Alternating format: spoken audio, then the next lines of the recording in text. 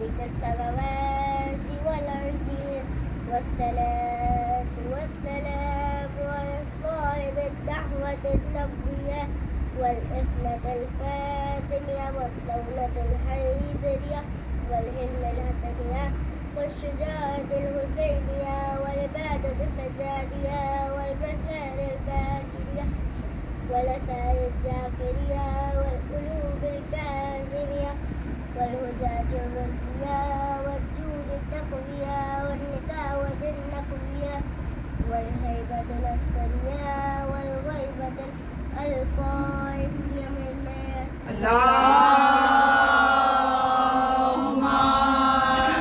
صل على محمد وآل محمد. تمام تر تعریفیں اس خدا کے لیے کہ جو رحمان بھی ہے رحیم بھی ہے. وہ خدا جسے حالت پیاس میں پکارے تو سیراب کرتا ہے. وہ خدا جسے حالت بھوک میں پکارے تو غذا عطا کرتا ہے. بے روزگار پکارے تو روزگار عطا کرتا ہے. بے گھر پکارے تو گھر عطا کرتا ہے. اور اگر کوئی جاہل اس دنیا سے تنگ آ کر پکارے تو اللہ اسے عارف بنا دیتا ہے. اور تمام تر درود و سلام محمد علیہ. اللهم صل على محمد وآل محمد. بسم الله الرحمن الرحيم. يا أيها الذين آمنوا اتقوا الله وابتغوا إليه الوسيلة وجاهدوا في سبيله لعلكم تفلحون. پارہ نمبر 6 سورہ مائدہ آیت نمبر 35 میں اللہ پاک ارشاد فرماتا ہے کہ اے ایمان والو اللہ سے ڈرو, اس تک پہنچنے کا وسیلہ تلاش کرو, اس کی راہ میں جہاد کرو کہ شاید اس سے تم کامیاب ہو جاؤ. اللهم صل على محمد وآل محمد. اب مسلمانوں کے درمیان وسیلے میں 3 گروہ پائے جاتے ہیں. پہلا گروہ, یہ گروہ تو سر سے لے کر پیر تک وسیلے کو نہیں مانتا, بلکہ آپ یہ سمجھ لیجیے کہ بنا وسیلے کے اللہ تک پہنچنے کے خواب دیکھتا رہتا ہے. دوسرا گروہ, یہ گروہ اللہ کا نام ہی برائے نام لیتا ہے. اور تیسرا گروہ, جبکہ اس گروہ نے اللہ پاک کو خالق, رازق, محبوب اور پوری دنیا کا بنانے والا جانا ہے, کیونکہ جب ہی انہیں کوئی مشکل پیش آتی انہوں نے اہل بیت علیہ السلام کو اللہ تک پہنچنے کا ذریعہ سمجھا, کیونکہ جب ہی انہیں کوئی مشکل آتی انہوں نے انہیں ہی وسیلہ قرار دیا. بلکہ حضرت آدم علیہ السلام نے بھی, حضرت نوح علیہ السلام نے بھی اور حضرت ابراہیم علیہ السلام نے بھی ان کو ہی وسیلہ قرار دیا.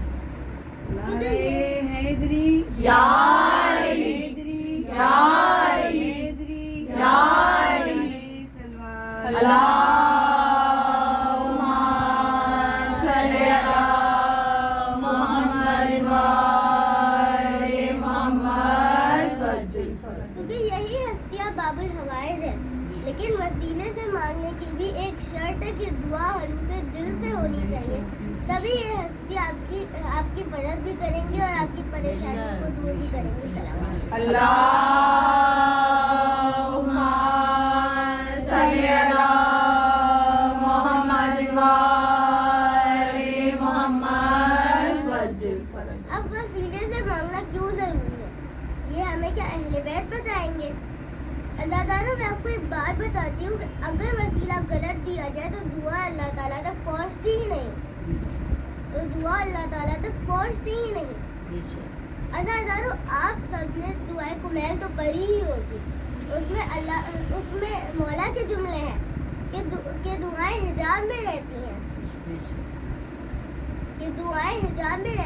اس کی ایک مثال دیتی ہوں کہ جیسے آپ ایک کمرے میں, ایسے کمرے میں بنے جہاں چاروں طرف موٹے موٹے شیشے لگے ہوئے ہیں, اور باہر سے کوئی آدمی چیخ چیخ کر کہہ رہا ہے کہ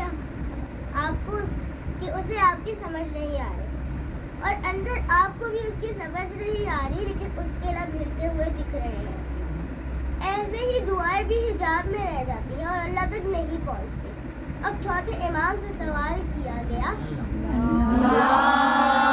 اللهم صل على محمد وآل محمد.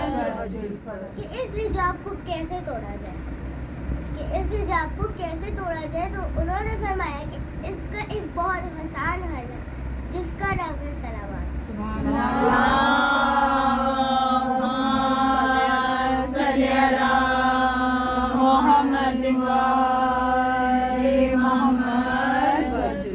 मुझे यहाँ पर एक बहुत प्यारा जुमला याद आया कि हम उस फकीर को भी हैरात नहीं देते जो पंजित अने पाक के वसीले से ना मांगे। वक्तहू इलैहिल वसीला था, वसीला तलाश करो, वसीला बनाओ नहीं, क्योंकि अल्लाह पाक कह रहा है कि वसीला मैं बनाऊंगा, तुम सिर्फ तलाश करो, तुम सिर्फ तलाश करो। अब चाहे वो बुत परस्त हो, चाहे वो मुसलमान हो, चाहे वो हिंदू हो, जो भी हो सारे वसीले को मानते हैं। बस सब में एक ही फर्क है कि कुछ खुद साख्ता वसीले को मानते हैं और कुछ खुदा साख्ता वसीले को मानते हैं।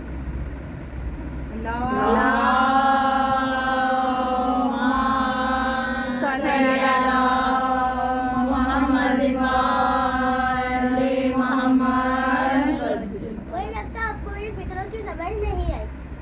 मेरा मतलब ये है कि कुछ खुद वसीले बनाते हैं और खुदा को कहते हैं कि हमने बना लिया, तू मान ले, हमने इसको बनाया, उसको बनाया, बस तू मान ले। और कुछ कहते हैं जिसको तूने बनाया है, जिसको तूने बनाया है हमें उसके पास भेज दे। अभी बहुत प्यारा जुमला यहाँ पर कि खुदा ने जनाब अमीर को बनाया और रसूल खुदा ने गदीर के अंदर बताया। अब जिसने माना वो है रसी अल्लाह, और जो खुदा के बनाए हुए को ना माने, जैसे शैतान ने कहा था कि ए खुदा मैं नहीं मान रहा तेरे बनाए हुए को, जैसे इब्लीस ने कहा मैं नहीं मान रहा, अल्लाह ने कहा तुझ पर कयामत तक मेरी लानत है, और उस पर भी जो अल्लाह के बनाए हुए को ना माने।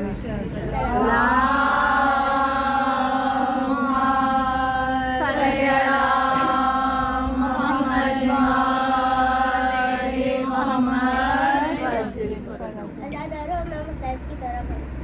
अस्सलामु अलैल हुसैन वाला अली इब्ने हुसैन वाला औलादे हुसैन वाला अस्हाबे हुसैन। अस्सलामु अलैल हुसैन वाला अली इब्ने हुसैन वाला औलादे हुसैन वाला अस्हाबे हुसैन। अज़ादारों फ़ज़ाइल को समेटते हुए मुसाहिब की मंजिल पर आऊँगी। बस एक जुमला उन लोगों के लिए कि जो कहते हैं हमें यज़ीद की समझ नहीं आती, तो मैं उनसे कहूँगी कि इमाम हुसैन को समझ लो, यज़ीद की समझ खुद ही आ जाएगी। बहुत हरूसे दिल से नेक इरादों से आज सब ये तो समझ ही गए होंगे कि मेरा इशारा किसकी तरफ है। तारीख में जनाब हुर के बारे में मुख्तलिफ अल्फाजों में लिखा गया है कि अच्छे इरादे से नेक नियत से तौबा की है, नेक नियत से तौबा की है। हाँ अज़ादारों जब 2 मुहर्रम मौला हुसैन का और जनाब हुर का काफिला आमने सामने आया, तब मौला का जुलझला जो कि रुक गया। अज़ादारों मौला का घोड़ा जो कि उनके नाना की सवारी थी, सफेद बुर्ज घोड़ा, वो रुक गया। अज़ादारों मौला हुसैन जानते थे कि ये कोई आम सवारी नहीं है, बल्कि ये मेरे जद रसूल खुदा की सवारी है। हाँ अज़ादारों मौला ने फौरी ही पूछा इस सरजमीन का नाम क्या है। बहुत लोगों ने बहुत से नाम बताए, 7वां नाम बताया। उसके बाद किसी शख्स ने कहा करबला, किसी शख्स ने कहा करबला। मौला ने फौरी ही कहा इन्ना लिल्लाहि व इन्ना इलैहि राजिऊन। हाँ अज़ादारों एक मर्तबा मौला अब्बास दौड़ते दौड़ते मौला हुसैन की तरफ आए। कहते हैं मौला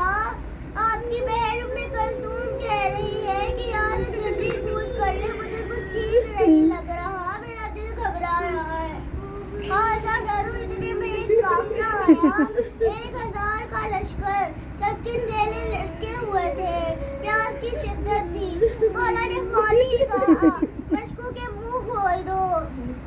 अज़ादारों सबको पानी पिलाया।